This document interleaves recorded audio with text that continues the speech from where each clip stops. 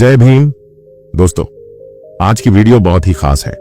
दोस्तों, क्यों बाबा साहेब डॉक्टर भीमराव अंबेडकर जी ने कहा था, नारी राष्ट्र की निर्मात्री है।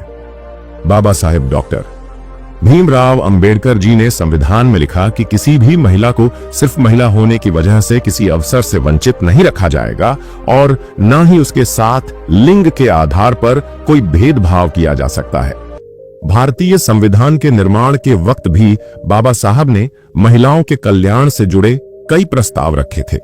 भारतीय संदर्भ में जब भी समाज में व्याप्त जाति वर्ग एवं जेंडर के स्तर पर व्याप्त असमानताओं और उनमें सुधार संबंधी मुद्दों पर चिंतन हो रहा हो तो बाबा साहब डॉक्टर B.R.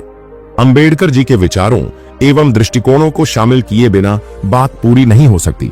डॉक्टर बाबा साहब B.R. अंबेडकर जी ने समाज के अस्पृश्य, उपेक्षित तथा सदियों से सामाजिक शोषण से संत्रस्त दलित वर्ग को राष्ट्र की मुख्य धारा से जोड़ने का अभूतपूर्व कार्य ही नहीं किया, बल्कि उनका पूरा जीवन समाज में व्याप्त रूढ़ियों और अंधविश्वास पर आधारित संकीर्णताओं और विकृतियों को दूर करने पर भी केंद्रित रहा।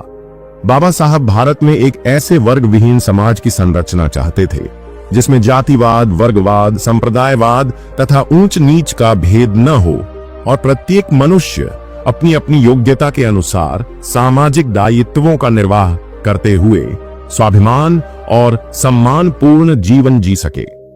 उनके चिंतन का केंद्र महिलाएं भी थीं, क्योंकि भारतीय समाज में महिलाओं की स्थिति बहुत ही चिंतनीय थी।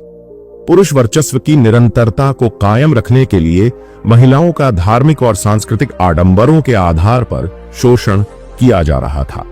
हालांकि 19वीं सदी के उत्तरार्ध में समाज सुधार आंदोलन हुए, जिनका मुख्य उद्देश्य महिलाओं से जुड़ी तमाम सामाजिक कुरीतियों को दूर करना था, जैसे बाल विवाह को रोकना, विधवा पुनर्विवाह, देवदासी प्रथा आदि मुद्दे प्रमुखता से शामिल थे।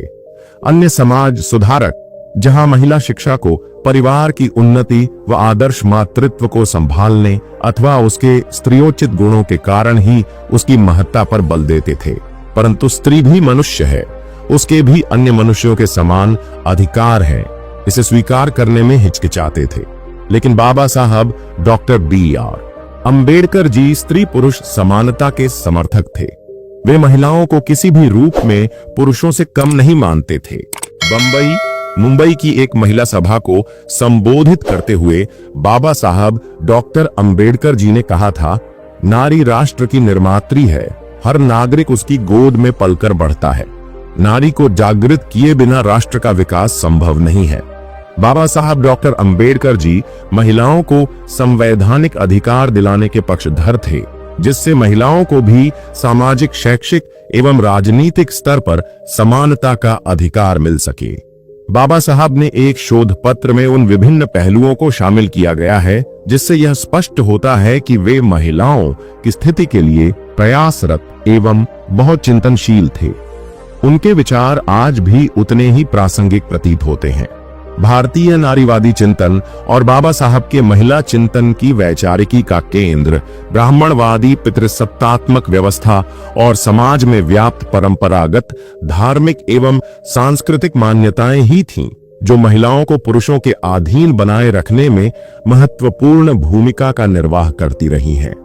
वर्ष 1916 में डॉक्टर अंबेडकर जी ने मानव विज्ञानी अलेक्जेंडर गोल्डेनविसर द्वारा कोलंबिया विश्वविद्यालय USA में आयोजित सेमिनार में caste in India their mechanism genesis and development शीर्षक से पत्र पढ़ा, जो जाति और जेंडर के बीच अंतर संबंधों की समझ पर आधारित था।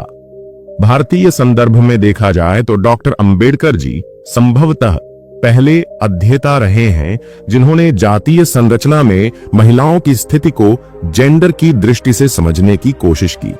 यह वह समय था जब यूरोप के कई देशों में प्रथम लहर का महिला आंदोलन अपनी गति पकड़ चुका था, जो मुख्य रूप से महिला मताधिकार के मुद्दे पर केंद्रित था। 20वीं सदी के शुरुआती दशकों में भारतीय राष्ट्रीय आंदोलनों में महिलाएं भी खुलकर भाग लेने लगी थीं। राष्ट्रीय मुद्दों के साथ ही महिलाओं से संबंधित मुद्दे भी इसी दौरान उठाए जाने लगे थे और साथ ही महिलाओं ने अपने स्वायत्त संगठन भी बनाने शुरू कर दिए थे। आज की वीडियो में बस इतना ही। अगर वीडियो पसंद आया हो तो चैनल को सब्सक्राइब कर लें। आपका दिन शुभ हो। जय भीम।